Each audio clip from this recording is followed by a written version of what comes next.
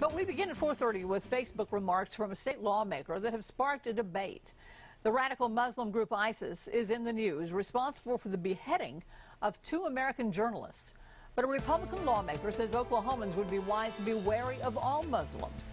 Ed Doney's in the newsroom with the lawmaker's views and heated reaction to that. Ed? Linda, Representative John Bennett from Sallisaw says he's tired of being politically correct when it comes to terrorist actions being linked to Muslim extremists. But one Islamic group is now demanding he issue an apology for what they call derogatory statements. We feel accepted in Oklahoma. We don't believe he represents that. Adam Soltani with the Council on American Islamic Relations, or CARE, is referring to State Representative John Bennett, who posted this on Facebook Monday. The Quran clearly states that non-Muslims should be killed. Be wary of the individuals who claim to be Muslim American. Be especially wary if you're a Christian.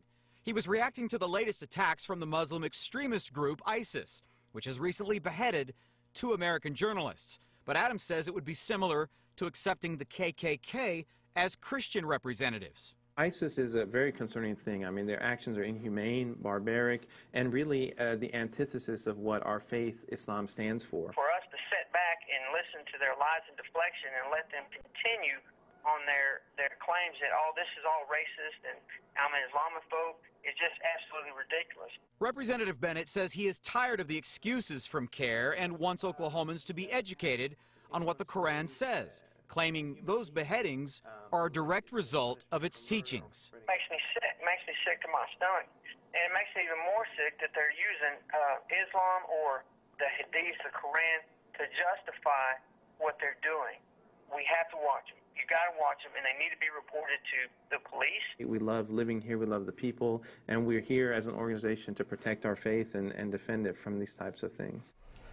CARE also sent a letter to the House Speaker, Jeff Hickman, wanting a response to Bennett's Facebook post, and the Speaker responded to us just a few minutes ago saying lawmakers are free to voice their own opinions, but most Oklahomans welcome anyone who respects our laws, embraces our state and culture and our people. Linda. Ed, Representative Bennett said there were more than 100 verses in the Quran that encourage violence toward non-believers. Is that right? Well, he pointed, Linda, to one specific verse in particular that he said directly relates to these ISIS beheadings. But Soltani says those verses are outdated and taken out of context. We'll look into the Quran coming up at 6. Ed Doney reporting. This dispute over Islam's true message isn't a new one, but it's a discussion that's in the spotlight again. OU Director of Religious Studies, Dr. Charles Kimball, has written several books, including When Religion Becomes Lethal. He argues that when a religion becomes violent and destructive, you can be sure it has become corrupted. Dr. Kimball is joining us live via Skype from Norman, and we do appreciate you taking your time. Now, being an ordained Baptist minister and specializing in Islamic studies, this is certainly an area of your expertise. Is there a simple answer to the question, does Islam condone the killing of Christians? Well, I think the simple answer is no, it does not. There are numerous passages in the Quran that speak very highly and positively of what is often called the people of the book, referring to Jews and Christians. There are passages that promise paradise for Jews and Christians if they do what is right and follow, the dictates of their religion. There are passages that talk about the diversity of religion as part of God's plan. Jesus is mentioned 93 times by name in the Quran, so very positive views, but there are some verses, the so-called sword verses, that have been referred to, that have a particular context. Most Muslims would agree, not the extremists, but most Muslims would agree, have a particular context that when you've been attacked and you're being fought and attacked and even killed, you have a right to defend yourself and fight back. Those kind of verses have been taken by the Osama bin Ladens and some of the extremists in groups like ISIS or ISIL and abused and used as justification for their violent extremism. Well, clearly with the recent beheadings of journalists, we're seeing the extremes of radical Islam, but is this violence based in religion or politics, in your opinion? Well, it's both in a way. I think it's largely political. It's political maneuvering, but it's playing to and pulling at religious heartstrings and get some response in some quarters, obviously. The number of people that we could identify, if we could identify accurately, who are in the camp of violent extremists is in the thousands. Nobody knows for sure how many people are in that camp, but compared to the 1.5, 1.7 billion Muslims in the world, this is a very tiny fraction on the edge. Of course, the danger is it doesn't take many people to wreak havoc and get a lot of attention. So this tiny fraction within Islam and claiming inspiration from Islam get a lot of attention, a lot of headlines. Let's talk about today's topic then. When a state lawmaker writes on his Facebook page to, quote, be wary of Muslims, it makes the news, but many Oklahomans already agree with him, and voters passed a law banning Sharia law in our court system. Is there a danger, in your opinion, to holding on to that belief?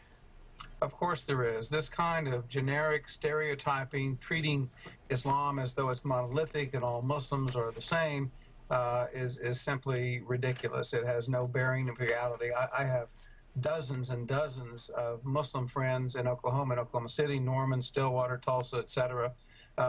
They are doctors, they're cardiologists, oncologists, home builders, architects, accountants, college professors, and so forth. I don't know a single Muslim in Oklahoma who believes or wants to see Sharia law implemented as somehow the law of the land. This is just it's a fear-mongering tactic that have a lot of people upset without knowing. In fact, I've talked to several hundred people over the last several years since that resolution was adopted in the state by a 70% margin. I've yet to meet a person who could even define, apart from Muslims themselves, what Sharia law is and what it is exactly they're afraid of. They don't even know, they can't even identify it, but they've been convinced by preachers or pundits that somehow it's coming to get us. And this kind of generic stereotyping is very dangerous. Islam is no more monolithic than is Christianity. If you're talking about Christianity, you're talking about Quakers or Russian Orthodox or snake-handling Pentecostals in Appalachia. I mean, Christianity covers a wide swath. So do Muslims. There are Muslims of all types all over the world, the vast majority of whom are human beings like the rest of us trying to live good lives and prepare for a better future for their children. Dr. Kimball, I'm sure that there's a lot that we can all learn about one another's faith, and your books have done much to help that. For more information on Dr. Kimball's books, we have a link at KFOR.com/links. Thank you, sir. Thank you, Linda. Now, first weather from